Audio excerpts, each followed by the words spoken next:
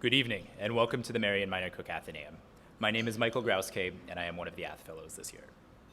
For nearly 100 years, the United States has had the world's largest economy, and today, America's GDP is still significantly larger than that of any other country. One factor that has historically been responsible for American economic strength is the fact that government and business interests have, for the most part, been able to work together to ensure that the forces of capitalism remain conducive to healthy social outcomes in addition to growth. Tonight's speaker, Paul Pierson, is a professor of political science at UC Berkeley, who will discuss the way in which the historical relationship between government and business has in recent years come under threat. Professor Pierson currently teaches classes and conducts research on a variety of fields, including American politics, public policy, comparative political economy, and social theory. Professor Pierson's writing has appeared in the New York Times, the Washington Post, and the New York Review of Books. Two of his most recent books are American Amnesia, How the War on Government Led Us to Forget What Made America Prosper, and Winner-Take-All Politics, How Washington Made the Rich Richer and Turned Its Back on the Middle Class. From 2007 to 2010, he served as the chair of UC Berkeley's Political Science Department, and he has served on the editorial boards of the American Political Science Review, Perspectives on Politics, and the Annual Review of Political Science. As always, audio and visual recording is prohibited. Please join me in welcoming Professor Pierson to the Athenaeum.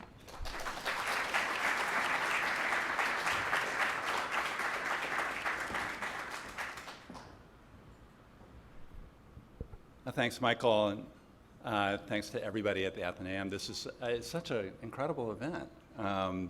You guys do this 4 times a week. It's really wonderful. I also need to thank at the beginning, so my co-author in these last 2 books is Jacob Hacker at Yale, and so he deserves equal credit or blame. We've certainly reached a point, we've written 3 books together now, and I don't think there's any way for us to tell whose ideas are whose. At this point, so he gets equal blame or credit, however that goes. So I am going to talk about our most recent book, which came out in March, American Amnesia. I remember when we were making arrangements for me to come down here and scheduling the talk, and I thought, oh well, that'll be the first time I'll be talking about the book after the election. That'll be interesting. Didn't quite realize just what an interesting time it would be. In fact, there was a time when we were thinking about the title for this book, and I remember having a joking conversation about making America great again. I'm glad we didn't choose that as a title. And I'm only going to talk about the election at the very end of the talk tonight, though my guess is it'll come up some in the Q&A afterwards.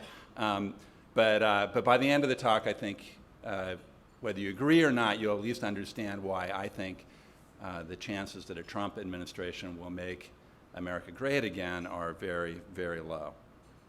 All right, so let me just go ahead and launch into what the book is about and try to give you a little bit of an overview about it. So this is a slide that gives you most, not all, of the cover.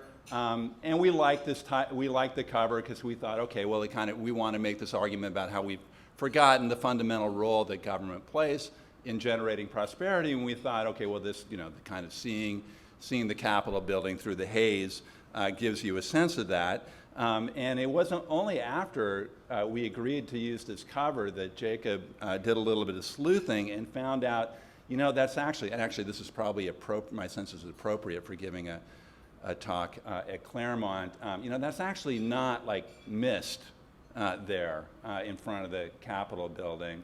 It's actually coming from the DC power plant, coal-powered power plant, which continued to operate and power the Capitol building in some parts of DC until 2009. It was finally shut down in 2009, but it was kept going even though it spewed out a lot of really horrific stuff with coal state senators being committed to keeping it open.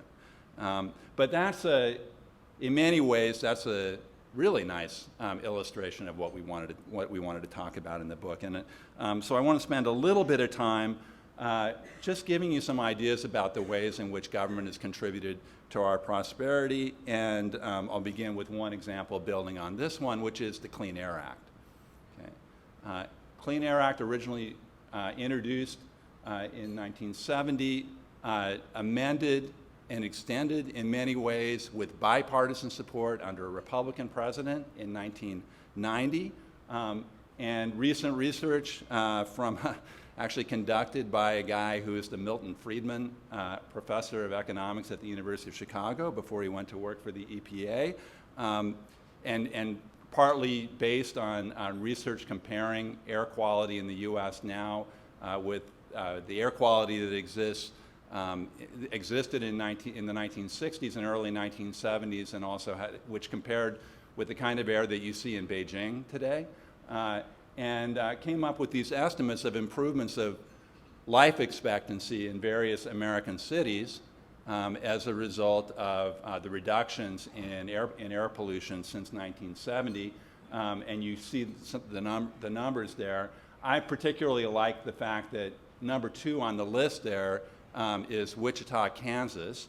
The reason why that appeals to me is because that's where these guys grew up, the Koch brothers, and Charles still lives there, I believe, for almost 4.5 years of additional life expectancy.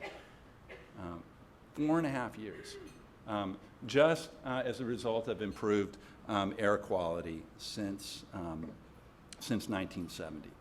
And that's an example of the overall case that we try to make in the first half of the book, which actually has very little political science in it. The second half of the book has some political science in it, but the first half is more just a description about how the role of government has changed in the United States over the course of the 20th century in particular, though we go a little bit further back than that. And that first half of the book makes 2 core points. I want to spend a little bit of time on each of them. The first point is that the 20th century, so it's good to get a little good news in here. The 20th century was really extraordinary. You think about the difference between life in the United States at the beginning of the 20th century and the end of the 20th century.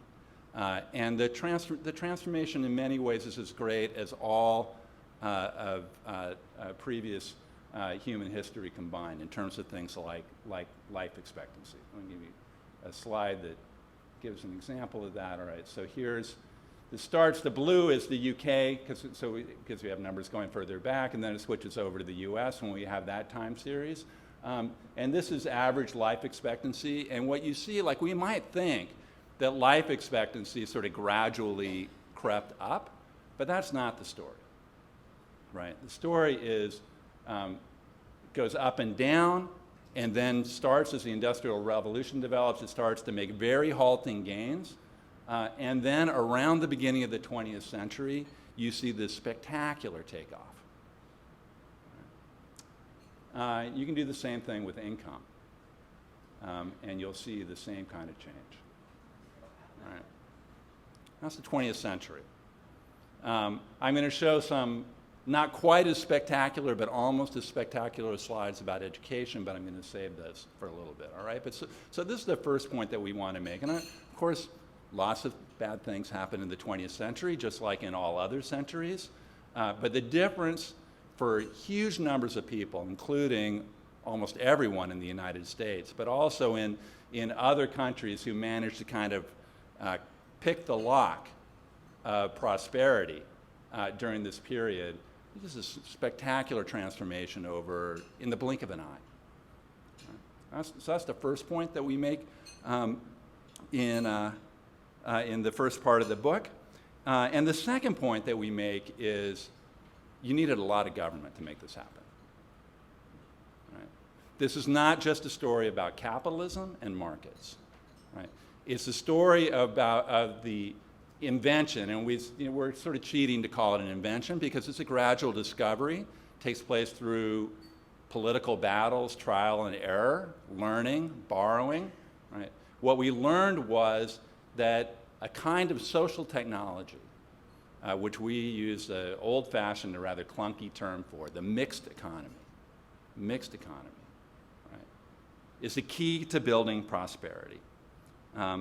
And government has a fundamental role to play in that. We're not anti-capitalist, we're not anti-markets. Markets do amazing things. But there are a lot of things that markets can't do, or won't do as well as they could do, or lots of cases where they'll actually make things worse in the absence of effective political authority. I won't go into the sort of Econ 101 lecture part here, though we work through some of this material in the book. Very straightforward ideas about the limits of markets and the places where you might need public authority. There are important public goods in a modern society. Basic research is one that I mentioned. The obvious one is something like national defense, right? That people won't individually, we're not going to individually pony up for an aircraft carrier, right? We'd love to free ride and let other people do that. So the way we solve that public good problem is we tax people, right? To provide that public good. Lots of cases of market failure. Externalities is a particularly big problem. That is where two people are involved in some kind of economic transaction, but it has lots of effects on other people as well. Those effects could be negative or they could be positive. The interesting thing actually is either way, that's a potential problem, right? That the private transaction doesn't take the externalities into account. And that's a problem for a negative externality like pollution, right, or financial speculation, the risks associated with financial speculation, but it's also a problem for positive externalities like that might come from basic scientific research or from giving people an education. Right? Markets will undersupply those goods because they won't take positive externalities into account. You also need, and this is a little bit more political science-y, right? You need to, in order to have an effective mixed economy and to have markets in the long run function effectively, you need systems of countervailing political power so that powerful concentrated economic interests don't seize control of the government to use for their own private purposes. Right? And in the true history of the development of the mixed economy, a really important aspect of it has involved trying to limit concentrations of economic power and limit the way in which those concentrations could be translated into political power such that aspects of government would be captured. All right? So you need government along with markets in order to generate prosperity. That's essentially the claim here. Much of our discourse about the relationship between governments and markets misses this in contemporary life. We treat it as if it's some kind of zero-sum competition, right? You either have government or you have markets, when in reality, most of the time, what we're actually going to have and what we need is a mixture. And the goal of politics and policy should be to get the best mix. And the history of the 20th century is that a whole group of countries, including the United States, basically got that mix right. I had a professor when I was a graduate student at Yale named Charles Lindblom who used a metaphor that we borrowed, which I think is very powerful for capturing this. Right? He talks about markets as being like fingers. Right? They're nimble, they're flexible, dexterous, easily adapted. Government is like a thumb, right? Clunky, not so nimble. Right? But what government does, what government provides you with is political authority. It gives you the power to actually enforce things. And sometimes, and that means telling people that they can't do things or telling them that they have to do things. Americans don't like to talk about that very much. We don't really like the idea of authority. But to have a viable society, you need those exercises of authority. You need to tell people that they can't just dump their pollution into the town well, right? You need to tell them that they've got to send their kids to school. They can't have a 9-year-old staying home all day, working in the family business. Right? Government can do that. Right? So Lindblom's point, so nimble fingers, counter pressure, exercise of force, of government is the thumb. You wouldn't want to have an economy that was all thumbs, but you wouldn't want to have an economy that was all fingers either. Right? You need them both. Right? And so the struggle is to try to get the combination right, and exactly what that should look like over time. It's going to be contested, and it's going to change over time. But especially as you move into the 20th century and you have societies and economies that are enormously complex and increasingly interdependent, and where knowledge is increasingly central to economic growth, you need a lot of government. Let me just explore some examples of that a little bit more. So I talked about the incredible improvement in life expectancy. Economists try to put a valuation on that. They would say that the gains in life expectancy in the 20th century actually worth more. If you could monetize that, it'd be worth more to people than the gains in income. Really extraordinary. Well, at the beginning of the 20th century, remember, you've already had industrial capitalism for a good period of time. But life expectancy is not really improving. And in fact, in many areas, people are moving into cities, right, to now participate in this new factory life. And the effect of that on longevity is as negative as it is positive. 3 in 10 kids in New York City at the beginning of the century didn't make it to their first birthday. 3 in 10. So what needs to happen here? Well, you need to clean up the water and clean up the milk that people are drinking, and that babies are consuming in particular. And if you do those things, you're going to see a really sharp drop in infant mortality. But in order to do that, you need to have some regulations on pollution, right? And you need to build some infrastructure. Right? So you need government. And you need it all along the way. There are lots of other ways that we talk about in the book in which government has contributed to that incredible increase in life expectancy. Let me talk about a few others. One of my favorite lines in a review of the book, I think it was in the Philadelphia Inquirer, the writer described the book as providing an Everest of evidence in support of the idea that you need government. And I don't know, maybe if you want people to actually read a book, you shouldn't tell them that there's an Everest of evidence in it. But a lot of that is in the footnotes at the back of the book. You can skim those at your leisure if you want. We try to work through all this in a pithy way. But there is enormous evidence, all right? So one of the keys has to do with education, all right? So this is the big landmark on the Berkeley campus. Some of you have probably been there and seen that, the Campanile. Most people don't realize that there's a bust at the bottom of the Campanile, a bust of Abraham Lincoln. And even if they know that there's a bust of Abraham Lincoln, what they're likely to think is that that's, I don't know, the great emancipator, right? That it has something to do with that. But it's actually there because Lincoln signed the Morrill Land Grant Act, right? Which provided that the federal government would allocate federal lands to the states that they could use to establish public universities on. And all over the country, Berkeley is one of them, right? So the start of the UC system is based on this. All over the country, you have an education revolution, and I think that the economist research suggests that education revolution and the expansion of science and technology that went with it is really the core of the explosion in income growth that takes place during this period.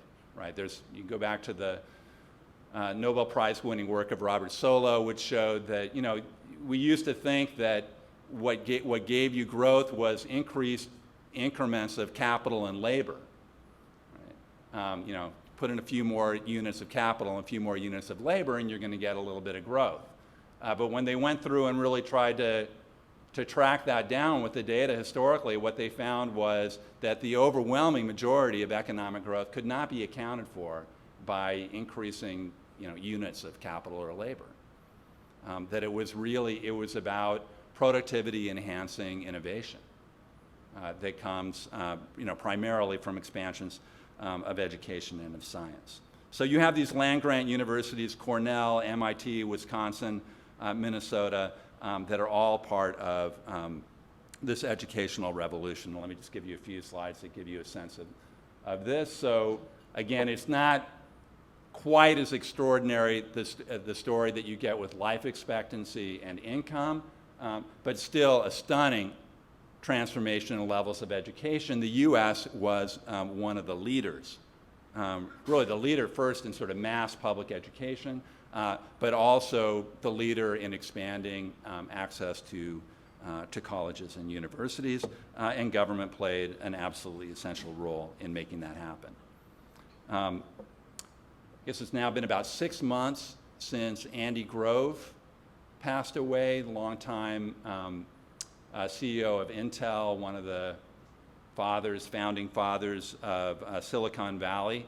And Jacob and I wrote a piece for The Atlantic talking about Andy Grove, because he was a good example of somebody who, had risen to just the pinnacle of American capitalism, but that totally understood that you needed a mixed economy to make that possible. I mean, his own life story made that clear. He came to the United States as a refugee, first from the Nazis and then from communism, went to CUNY in New York, fully paid, did his PhD work at UC Berkeley, again, financed by the government, went to work before he arrived at Intel back in the early days of Silicon Valley, for Fairchild Semiconductor, a famous company, but also a company that would not have existed without huge contracts from the national security state. So Grove, all his life, recognized the absolutely fundamental role the government played both in promoting education and basic research in the development of technology. All right, so people have actually known this for a long time. Let's wait on this. So this is Thomas Jefferson, who, not surprisingly, writing in a form that is much more graceful than your standard economist, but he's basically pointing out the idea of either sort of public good or positive externality quality to basic scientific research. He who receives an idea from me receives instruction himself without lessening mine, as he who lights his taper at mine receives light without darkening me, right? So if I use my candle to light your candle, right? Now you have illumination too, but I haven't lost mine. Right? And the same in many ways is true about producing a more educated workforce, and one in which science basic research is being promoted. So now the slide, not the most beautiful slide, but you'll get the basic idea here. These are Nobel Prize winners in the sciences. Right. And the US, you can see, I mean, this is actually would be fun to study for a while. You can see the dominance of Europe at the beginning of the 20th century and the ascendance of the US. Now it's interesting, these are the times when the prizes are awarded, so you'd kind of want to backdate that a little bit to think about when the science was actually generated. But you can see over the course of the 20th century and really reaching its pinnacle in the second half of the 20th century, the US becomes a scientific superpower. One more slide about education, and here we shift a little bit away from, so there's this basic idea, you want to have people get education, you want to generate world-class science in particular, and then there's the question of who's getting educated. All right, so here's the next slide. All right. This is the graduating class from Harvard Business School. I think this is 1950. And if one goes looking through this photograph for signs of diversity, you can do it if you're looking for facial hair, but beyond that, you're not going to have much luck. I don't have a slide of last year's Harvard Business School class, but it doesn't look like this. So in addition to creating universities and funding universities, funding basic public education, funding scientific research, Another huge development, which actually doesn't really come until it starts to kick in the 1960s and 1970s, is the civil rights movement and government's role in promoting expanding access to more elite opportunities. Right? And often, and I think this is so typical about the way that we talk about government interventions like this, we tend to think about these things, or at least critics do, as being a zero-sum. Again, it's zero-sum. You're taking slots from some people and you're giving them to other people. Right? But a better way to think about that is that we, as a society, we benefit enormously by being able to draw on the human potential of all our citizens. And in fact, that well-known leftist organization, McKinsey & Company, has done an analysis that suggests that something like 20% of economic growth in the US since 1970 comes from expanding access to human capital associated with these new opportunities for people who previously, no matter how talented they were, had no opportunity to use those talents in these kinds of roles.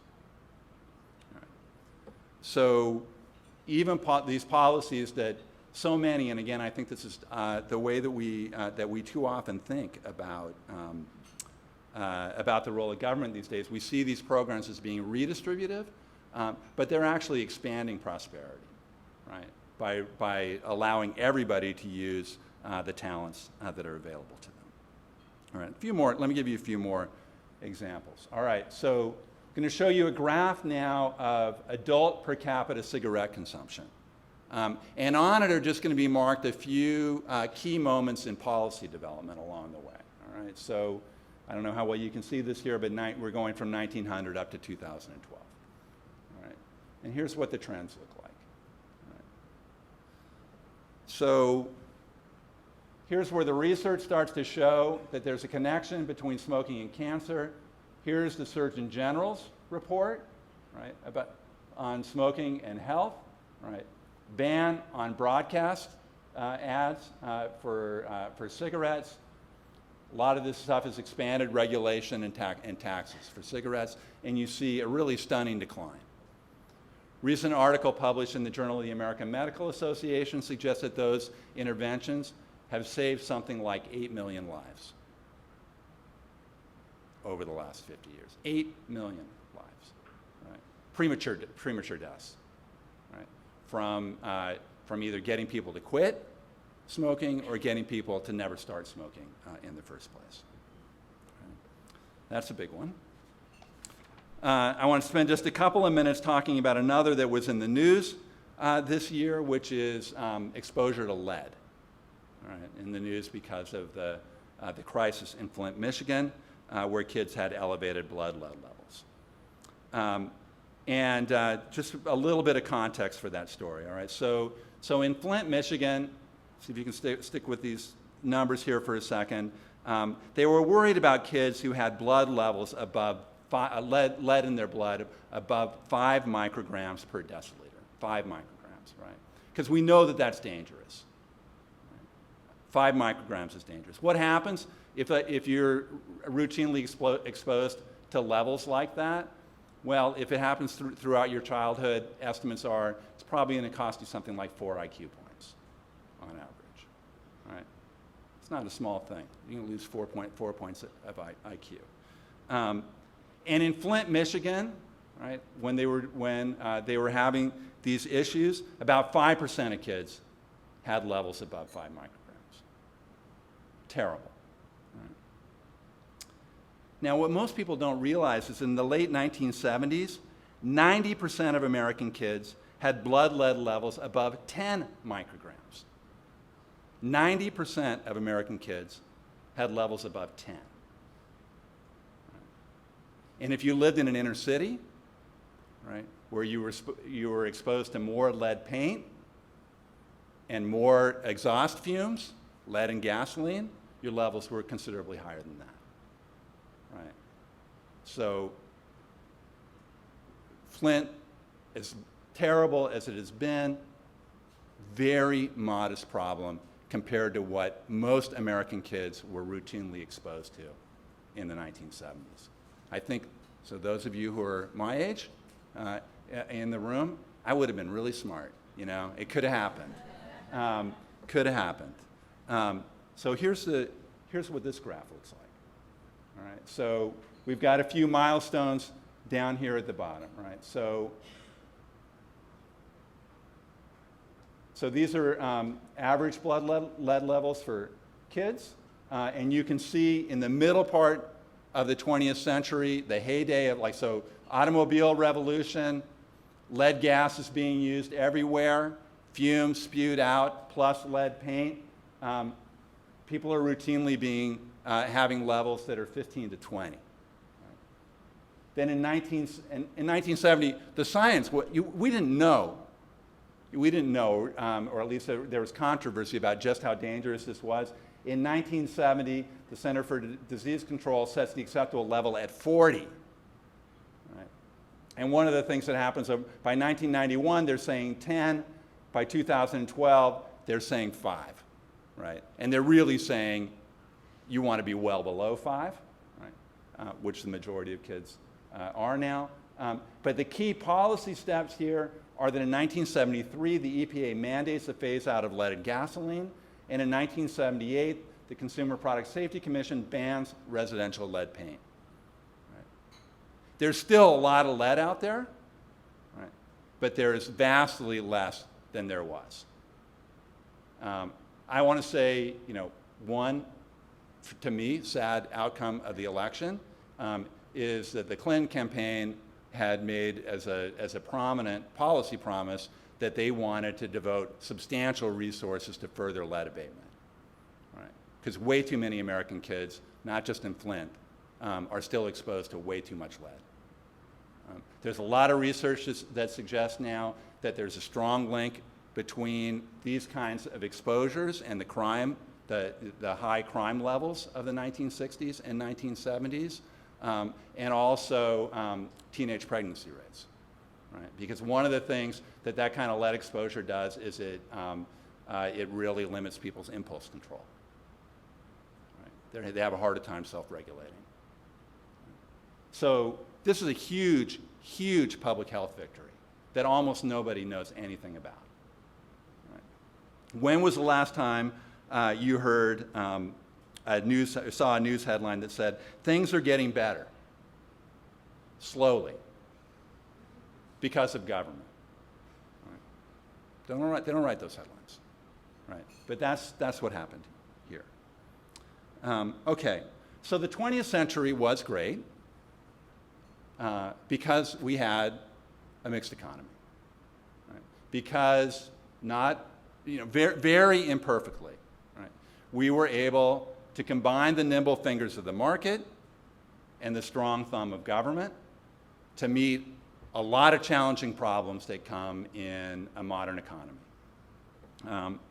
That's the good news. So a lot of good news here. Things are better, right? Things are better than they were. All right.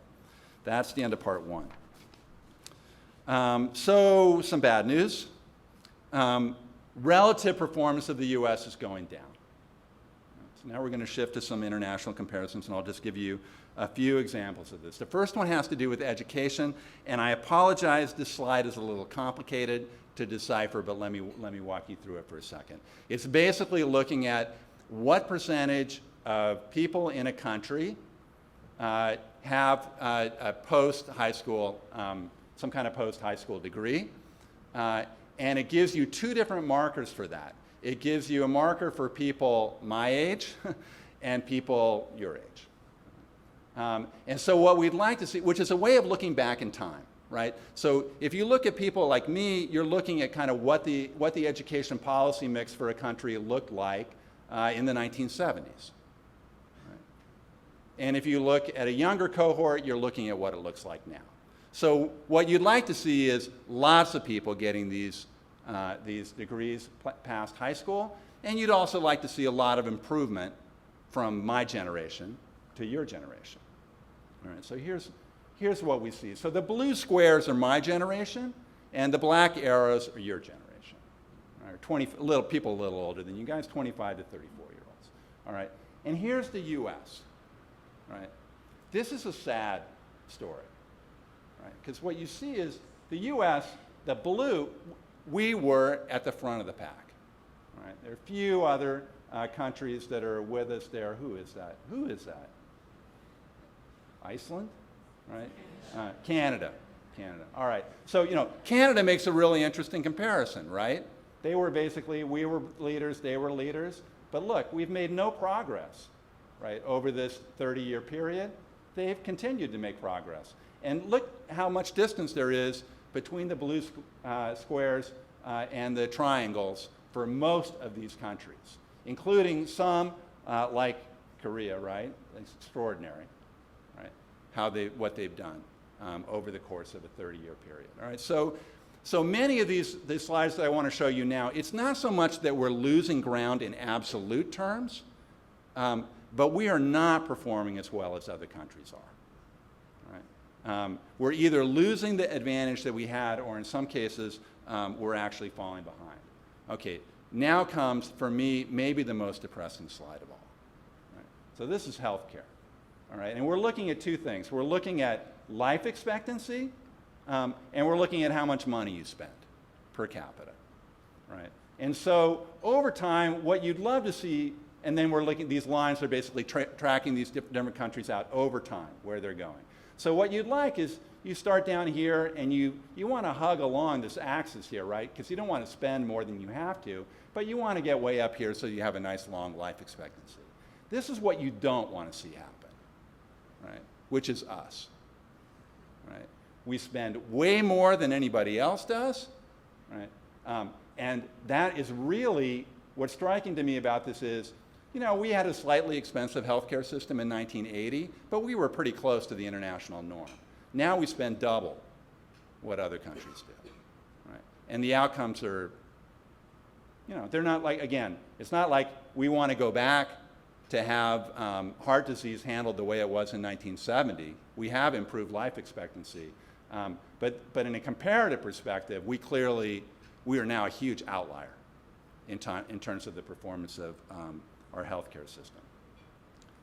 Here's another slide, pretty similar kind of story, but just presenting in a slightly different way, where the red dots, and you can see it for men and women. We used to be a lot closer to sort of the middle of the pack. And now we're clearly at the bottom in this set of countries. And then one last slide, which people often think is partly a Trump kind of slide, or when people are trying to understand what's happened in the recent election. This is based on the recent research by Ann Case and Angus Deaton. Angus Deaton won the Nobel Prize in Economics recently. So these are mortality rates for different groups, 45 to 54, and how they've changed since 1990. And of course, the big story here is whites in the US, where the mortality rate has actually been going up. Stark contrast, not only with other countries, but also with Hispanics in the US. And this gives a breakdown sort of what's going on here. So actually, so here's some of that tobacco battle that I was talking about before, right? Lung cancer is actually going down as a source of mortality in this age group. The big killers are alcohol, so liver diseases, alcohol, drugs, and suicides. So again, comparatively, doesn't look so great. This is income, median per capita income after taxes.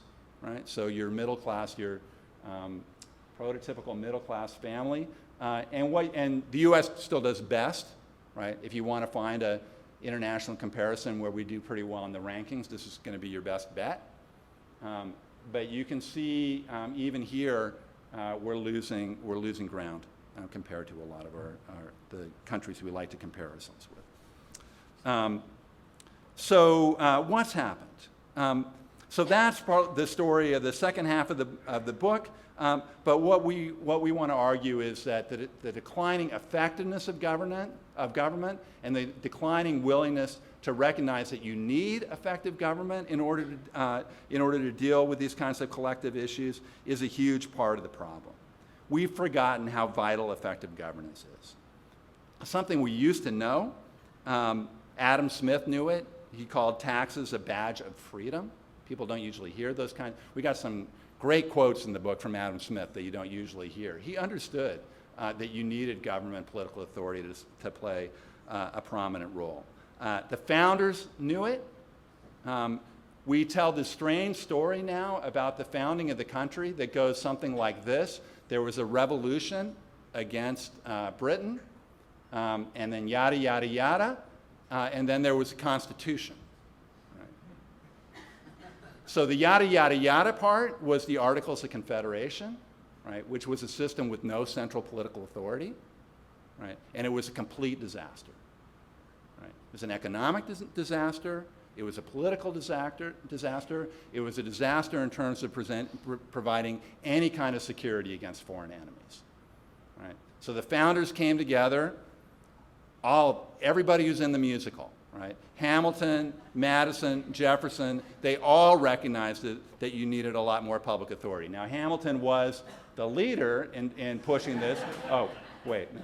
Hamilton was the leader, right, in pushing this, right? And, he basically says, I'll let you read this yourself, he basically says, look, it's understandable after the revolution, we were all hyped up about liberty and stuff, and that was great and really important, but, you actually need to have a balance. You need to have some effective political authority, or you're not actually going to be able to exercise any of that liberty, right? And so now we need to go back, and that's basically what the Constitution was about, was trying to establish some kind of balance.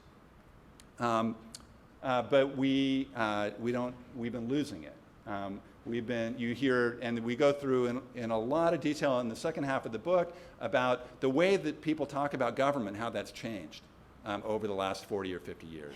The way that presidents talk about government, Dwight Eisenhower was much more positive in the way that he talked about government than Bill Clinton was. Right? The way that the media talks about government, the New York Times was much more positive in the way that it talked about government, and much less celebratory of markets in the 1950s and 1960s than it is today. And of course, the public has lost trust in government, right? Percentage of people who trust the federal government to do the right thing all or most of the time. All right, so because I really want to get to question and answer, have a chance for a little bit of discussion, I'm going to move very quickly over the political part of this story, but I want you to know what our basic thinking is about that, right? So it's how politically did we get from where we were in the 1950s and 1960s when most people, most elites, and most voters saw government as playing an important and positive role in their life, to where we are today. The two big forces that we emphasize in the book, and it's a complicated story, and it's certainly something we can discuss more, but we think the two big changes are that the Republican Party changed, right, and the business community changed. They have both become much, much more hostile to government, much more likely to portray government in this kind of zero-sum way where the only thing the government does is to take from some people and give to other people, rather than providing part of the core foundation for a successful and vibrant economy. Here's the Republican Party moving to the right based on how political scientists analyze their roll call votes.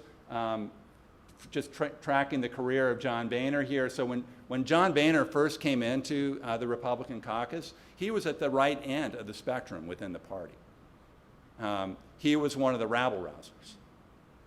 By the time he gave up in frustration and handed over the speakership, he was towards the left within his caucus. Not because he had changed, but because the party had changed around him. Let's see. So Republicans used to support a lot of these mixed economy initiatives. Here are some big ones. Dwight Eisenhower did a lot of this stuff. Nixon signed the Clean Air Act, expanded Social Security. This guy was a socialist. Massive increase in aid for higher education, right? Hiked the minimum wage, ban on cigarette advertising, incredible. Water Quality Improvement Act. I mean, a lot of these things were coming out of Democratic Congresses, but they had huge created Amtrak, I've got a photograph in my office of him riding BART for the first time, and he's so excited about how modern BART is. You should come back and look at it today, but Consumer Product Safety Act. So these guys did a huge amount of mixed economy stuff. All right. Gerald Ford, a little less, and the first President Bush did make this big revision of the Clean Air Act, Americans with Disabilities Act, but he's really the last mixed economy Republican. All right, I'm going to skip over Mitt and George. We can come back and talk about them later if we wanted to, but I want to get towards the end. The other big change is the business community. We talk in the book about the Committee on Economic Development, which was a group of business leaders, elite business leaders, who had a total mixed economy view. You know, they argued, they didn't love unions, and they argued with Democrats about all sorts of things, but these are the kind of people who populated cabinets, the Eisenhower cabinet, and to some extent the Kennedy cabinet in the early 1960s, and they were totally committed to the mixed economy. But the business community has both become more powerful. This is an indication of how much campaign finance is coming from the very top of the income distribution. And of course, there's lobbying money, massive lobbying money on top of that. But the business community has become much more hostile to the kinds of arrangements that I'm talking about. This is Tom Donahue, who's the head of the U.S. Chamber of Commerce, and an organizational genius. This guy transformed, when he became head of the U.S. Chamber of Commerce in the late 1970s, he turned it into an incredible powerhouse at a time when it really wasn't. And he did three things that I think are kind of typical of the new world, political world that we're living in now. The first thing that he did was he said, you know, we're going to really we're going to build our budget around the biggest corporations, right? No more of this. If you want to be a member of the U.S. Chamber of Commerce, you can pay us $5,000 a year and be a member. Now, if you're like a Fortune 500 company, we expect you to pay us millions of dollars a year. And guess what? A lot of them do. In some cases, $10 million in a year, right? So they become a big business organization and a much more heavily well-financed organization. Second, so that's this little sign on his desk says, "Show me the money." It doesn't say the bucks, the bucks come here would be another way for him to say that. So he's an incredible fundraiser.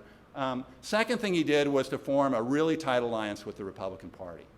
Right? U.S. Chamber of Commerce has always been conservative, but now it is, in ways that we document in the book, much more systematically aligned, there are many former prominent people in the leadership of the Republican Party who now work for the U.S. Chamber of Commerce.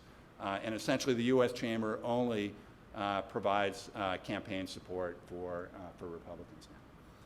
And then the last thing that he did was to say, look, our new business model is going to be, rather than thinking about sort of what are the long-term needs of American business or American capitalism, if you pay us money, we will go and work for you on Capitol Hill, right? They became essentially an advocate of what we call policy feudalism, right, which is representing each of the barons in each sector of the American economy. So on drug issues, they represent the pharmaceutical companies. On financial issues, they represent Wall Street. On air pollution or climate change issues, they represent the fossil fuel industry. And I know this sounds crude, but we've documented in the book that there's been this incredible shift in the way that they go about their business. And it's part of what we call the rise of the modern robber barons. So this is a lovely little baron castle on the Rhine. I discovered, actually Jacob discovered in the course of working on this book, where did this term robber barons come from? I always associate it with Leland Stanford because I teach at Berkeley. But the original thing was these barons on the Rhine who were essentially pirates, right? And so you'd be shipping your product down the Rhine, and they would put an iron chain across the river and say, you can't go any further until you pay us. And essentially the argument we make in the book is that the U.S. Chamber has increasingly supported this kind of stuff in virtually every sector of the economy. I'll just give you one example that's been in the news recently, this is the price of an EpiPen. All right, some of you may have seen this story, right? So Mylan buys EpiPen, right, from Merck. They don't do any innovation, right? They just recognize that this was a product that they could probably sell for a lot more, right? Because people really needed it, right? And so they started raising the price, right? So this is an example of the kind of stuff that helps to explain that slide that I showed earlier about healthcare, right? So we have moved a long way away from the mixed economy. It's not that government isn't there, but the ability to use government effectively to tackle the kinds of problems that we have has deteriorated substantially under this long assault on government over the past 25 or 30 years, but it's really intensified in the last 10 or 15 years. And again, none of this is to say that there aren't huge problems in government. Actually, the problems in government have been getting worse as these kinds of pressures have grown. But the challenge, I think, for us as a society, if we're going to try to restore prosperity for most Americans, right, is to figure out how to get that mixed economy working together so that you have that effective balance between government and markets, rather than this idea that somehow if you just got government out, you would solve all the problems. All right, so finally, this leads me to the election. Right? You can probably see why I would say I'm not optimistic about the Trump administration making America great, again, at least in terms of spreading broad prosperity. There is, of course, enormous uncertainty about what is going to happen with this administration, enormous uncertainty about what their policies are going to be. But I actually would be willing to hazard a prediction about part of it. Right? Given the fact that you have, for the first time since the early 2000s, unified Republican control of the House, the Senate, and the presidency. I think much of the mixed economy is on the chopping block. Much of the mixed economy is on the chopping block. I think that Republicans in the House and the Senate have been waiting for a moment like this, and they are prepared. So there are many issues on which it's hard to know what's going to happen, and many issues on which a Trump administration might knock heads with Congress. But with respect to what Jacob and I once called the Republican two-bladed Swiss Army knife, right, which the two blades are tax cuts for the richest Americans and deregulation, massive deregulation, I don't see a lot of daylight between Republicans in Congress and the Trump administration. I don't see much reason to think that agenda won't be pursued quite aggressively and quite early on.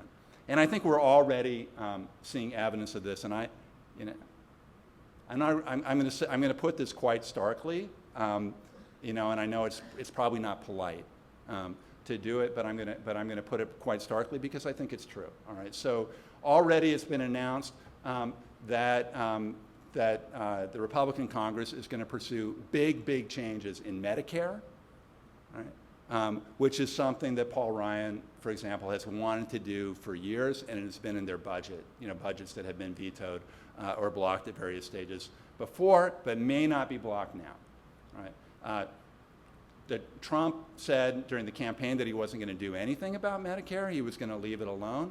But today he met, reports were to discuss the position of Secretary of Health and Human Services with a Republican from Georgia who is just finishing up as a chair of the House Budget Committee, who passed this kind of budget before. So, I think Medicare is pretty clearly on the table. And Paul Ryan already, in expressing that he wanted to pursue this, said, we have to look at what he called Medicare modernization because the Affordable Care Act, Obamacare, had thrown the Medicare budget into disarray and meant that the program was not going to be affordable without some big changes, right? Well, that's just absolutely false. That assertion is, it's just false, right? So here's estimates of Medicare trust fund, right, beginning in 2005. So every year, right, the trustees make an estimate of when they think We shouldn't use the language of bankruptcy, but the language at which what's going out is going to be greater than what's going in, and you're going to need to make adjustments in the program. All right. So going back to 2005, in 2005, they were saying it's going to go into the red by 2020. In 2009, the year before the Affordable Care Act was introduced, they were saying 8 years of solvency left. All right. So here's the effect of introducing the Affordable Care Act. Right. Here's another story of something getting better, right, that nobody knows about, almost nobody knows about, right? Huge improvement in the finances of Medicare as a result of changes that were introduced during that year. And now we're going to hear about unaffordability, but again, they're still saying, that the change between 2009 and 2015 is, there's just a huge improvement in the solvency of the program. But nonetheless, we are going to be told repeatedly that because of the Affordable Care Act, there need to be substantial changes in what is a core part of the social contract. For those of you, your parents, if they're not there already, they will be soon. They've been paying into Medicare their entire working lives, right? And they're about to find out that the deal that's on offer is going to be a lot worse than the one that they've been told and that they've been told, including in this presidential campaign, was the one that they were going to receive. I think that's where we are.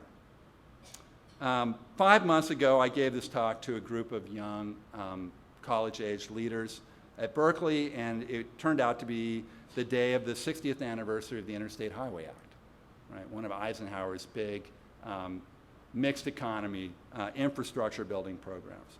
And then a couple of months ago, I gave the talk in the Bay Area. It was the 100th anniversary of the National Park Service, the creation of the National Park Service, which it turned out, actually, I hadn't realized this at the time, but the basic planning for the National Park Service had been done at Berkeley the year before. There were a lot of early, very strong advocates for the National Park Service at Berkeley. All right. So a month ago, before the election, I thought, well, we can be looking down the road to anniversaries of some flawed, right, but nonetheless meaningful pieces of legislation that have recently been adopted that have tried to upgrade the mixed economy and achieve a better balance between government and the private sector to use political authority where it's necessary. Things like the Affordable Care Act, Dodd-Frank financial regulation, the Clean Power Plan that was being introduced by the EPA to try to deal with the horrific problem of climate change. Not clear that we're going to be celebrating anniversaries for any of these initiatives. But we do, if we're going to sustain prosperity and build prosperity in the future, we're going to need to create new anniversaries. That won't happen, in my view and in Jacob's view, until we end the downward spiral of disaffection from government that has marked the recent past and reflects, in our view, a form of American amnesia. I'll stop there and take questions.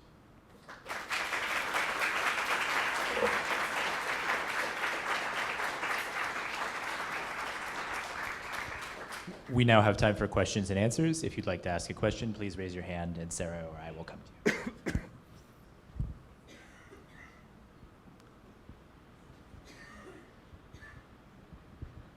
Thank you so much for your talk. I thought it was so refreshing to hear such a positive light of the future of government.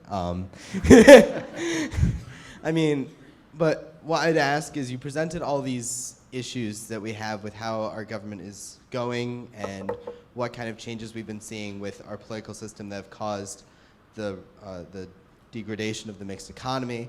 And what solutions do you see in the future, beyond just the next 4 years of a Trump administration, the long-term solutions we have to reverse those negative effects that we've seen of that degradation, and what we can do to sort of fix it? Yeah, obviously that is the big question, right? And I think the immediate environment is very discouraging, right? And I think it is much easier to sow distrust and alienation and disaffection. And believe me, I understand. I mean, a lot of the alienation and disaffection is well grounded, right? I mean, there's a lot of inefficiency. There's a lot of corruption, or soft corruption. There are a lot of places where parts of government are captured or too beholden to powerful concentrated interests, right? But you get into this kind of vicious spiral where people get turned off, distrustful, they drop out, or they stop talking about the good things. So Democrats, basically, one of the things we document in the book, Democrats stopped talking about the good things that governments did because it wasn't popular to talk that way. Even though people want the EPA, right? They want clean air. You're living in this area, you want the EPA, right? You don't want to have a lot of lead in your water, right? But they don't really want to hear people talk about the ways in which government is making our lives better because they don't believe it, right? So there's this kind of downward spiral. And of course, many powerful interests, they benefit enormously if people become alien. I think that is part of the story of the politics that we're living right now is that many people are profoundly discouraged, partly for good reasons, but partly because they don't understand all the vital things that government does, even when it's doing it imperfectly, right? So the first thing that I would say is we have to change the conversation. I mean, I really do, and that at least, that's where we're choosing to intervene. And I would just encourage people, if you find this argument in its broad terms at all persuasive, think about how you talk about government, and think about whether you're spreading cynicism and alienation when you talk. Whether you go for kind of the cheap laugh, right? About, well, we all know how bad the post, whatever it is, right? Or whether you're really, or whether you're actually contributing to a constructive conversation about the vital place for public authority in our lives. So you say talk is cheap, but I actually think talk matters a lot, right? And so the first thing we have to do is to try to get people at least to re-examine this mindset that sees government as only a vehicle of redistribution, right, that takes from some people and gives to other people, and where the divide is between those on the left who think that's kind of okay and those on the right who don't, right? I care a lot about those kinds of issues. We wrote a whole book about rising inequality, but an awful lot of what government does, a lot of the core stuff that government does has very little to do with redistribution, right? We all need clean air. So changing the conversation. And then, we're about to see an exercise, we're about to see an experiment in a different kind of governance, right? As a journalist put it recently, the dog just caught the car, right? The dog that's been barking and barking and barking, right? They're in charge now, right? And we get to see what happens with that. I don't expect it to be very pretty. I worry a lot about it. But it also hopefully will provide some lessons for people.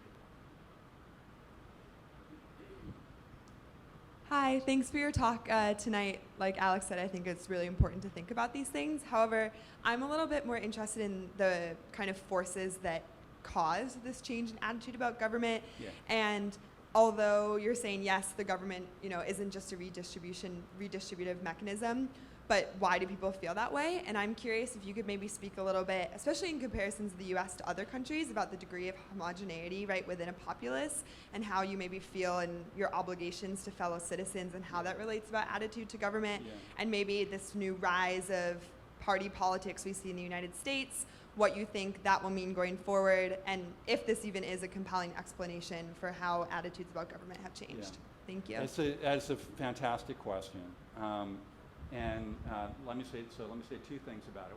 One is clearly some of what we're talking about is happening internationally, right? The U.S. is not. I mean, the parallels with Brexit, with lots of things that are happening in Europe, the turn against elites, the breakdown of faith in all institutions is really striking, and there clearly is something that is not just American about that. But it does take a distinctive and I think in some ways more intense form in the United States, and certainly this election, to me, suggests that that race is a huge part of that. That racial conflict and the sense that that what government, though people don't talk, I mean, of course, Trump does kind of talk about this openly, but at least recently in American politics, it hasn't been considered appropriate to talk about it, but we have I believe we have a very strong coded language that allows people to talk about their racial resentments without ever saying that's what they're resentful about.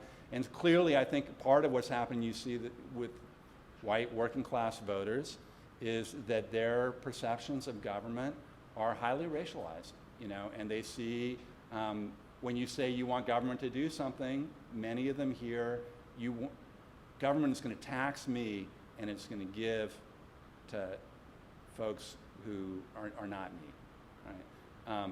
I do, you know, it's hard to untangle that, and it's especially because people don't openly talk that way very much. There's some really interesting recent research that's tried to, in political science and sociology, that's tried to get at this in ways that I think demonstrate that racial resentment is quite powerful in shaping people's views towards government and towards redistribution, but it's tricky. And I will say, I actually think if I were rewriting this book now, I would play that up a lot more than we did.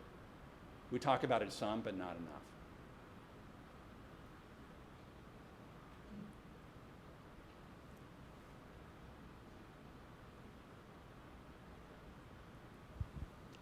Hi there. So in my Gov class a week ago after the election, we were trying to find, some silver linings to a Trump presidency, like what good might come out of this. And one idea that came up was that maybe it would cause more people to take an interest in politics and government, and that maybe then 4 years from now, we could actually start seeing a turnaround in maybe some of these trends that you're talking about. Do you think that's right, or do you think it's going to just cause more people to become disaffected and lose interest in government? I think it's very hard to know, and I think all political scientists should be wary about making predictions, because none of us predicted that Donald Trump would be president of the United States. We had a lot of company in thinking that was extremely unlikely to happen. I think it could go. I think it could go either way. And of course, many of the people who are not happy about the political trends in the country are quite fractured, right, in terms of what they want and in terms of what their interpretations are of what's going on. There are big divisions, right, and there's no reason why adversity would necessarily bring those groups together. It might, but it might not. And of course, people will also be trying to exploit and encourage that kind of fragmentation. But I guess I do think, one thing that I hope would come out of this is that it will be easier to convey the message that governance is a deadly serious business, right? People's lives, the opportunities for our children for your opportunities, right, are at stake. And one of the saddest things to watch during this campaign, of the many sad things to watch during this campaign, was how little discussion there was of what the stakes were in terms of governance. So much energy was wasted on such nonsense, right? And the end result is, so a lot of people, right, was there any discussion of Medicare? No, there was no discussion of Medicare. Turns out that's going to be one of the consequences. 3 debates, not a single question about climate change. Right? The media has a lot to answer for. That's painting with a very broad brush. Some of my best friends are journalists. There's a lot of amazing journalism out there. We couldn't have written our book without a lot of amazing journalism. But the media has a lot to answer for, in my view. But certainly, so one positive, voting matters. Young people need to vote in midterm elections. They don't, right? If people under 50 voted as much as people over 50, the election result would have been really different, right? Not just for the presidency. So hopefully it makes it a little easier for people to say, yeah, this stuff matters. Like if you care about the things that you say that you care about, maybe you want to not treat elections and votes as just entertainment.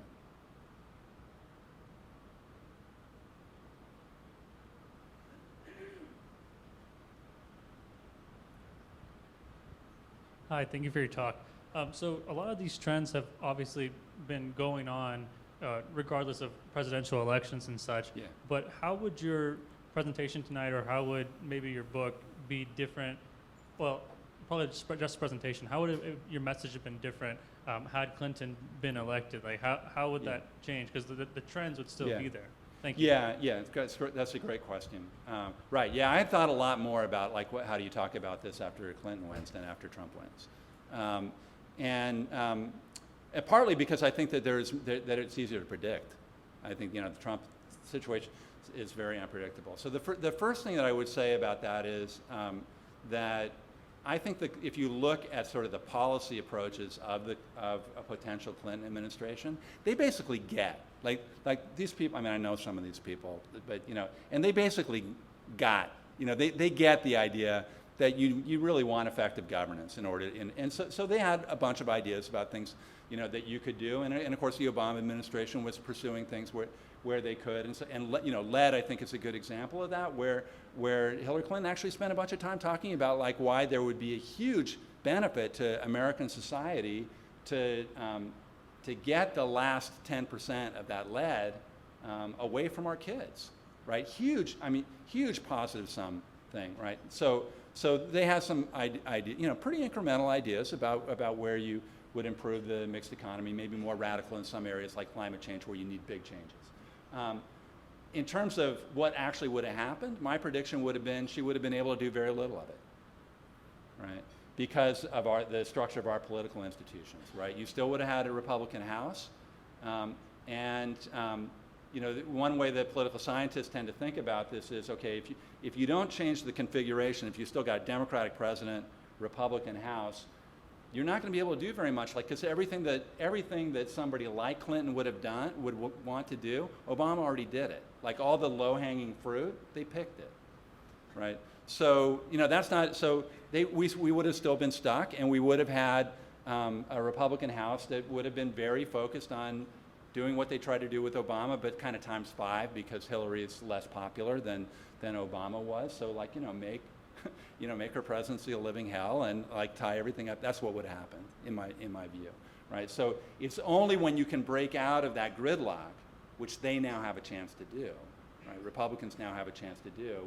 We'll see. A lot is going to depend on the whoever the swing senators are. There's probably 7 or 8 Republican senators who you really want to keep an eye on to see what they're going to let through. But that's as close as you have to a check in the system now. But so my view about Clinton is she would have been able to do some smaller stuff, and anything that you could have done through executive orders. If they controlled the Supreme Court, they probably could have done some more stuff through executive orders. They could have pursued the Clean Power Plan, some immigration reforms that you could do through executive power. But you weren't going to get big legislation through with the Republican Congress. Fortunately, that's all the time we'll have for questions, but just a quick heads up that Professor Pearson's book is available for sale in the lobby. Please join me in thanking Professor Pearson. Thank you.